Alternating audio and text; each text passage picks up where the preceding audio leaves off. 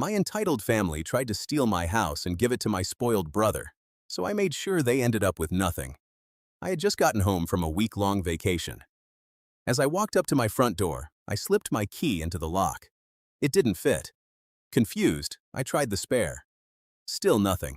I knocked, expecting maybe a locksmith had changed the lock for some reason. Instead, the door swung open, and there stood my spoiled younger brother, Edwin, with my mom and dad smiling behind him. Mom folded her arms and said, "Sorry, sweetie, we forgot to tell you." I stared at them. "Tell me what?" Dad answered like this was the most normal thing in the world. "Your brother needs stability. We decided to give him this house. Be grateful. Family comes first." Edwin smirked and leaned against the doorframe.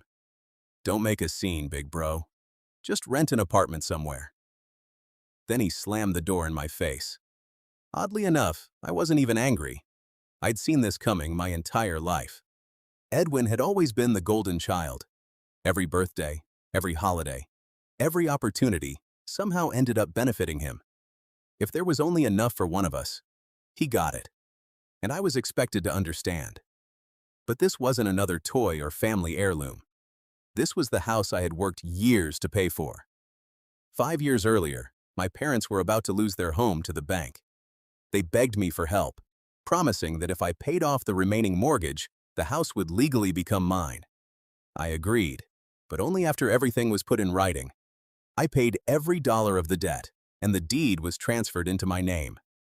Apparently, they thought I'd either forgotten or would simply hand it over whenever Edwin wanted it. They were wrong. I rented an apartment for a few days, poured myself a glass of champagne, called my lawyer, and gave him one instruction. Start the process.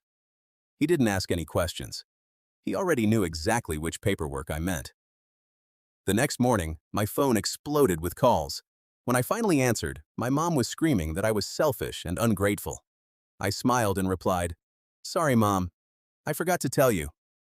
Then I hung up. A few hours later, my lawyer called with the update.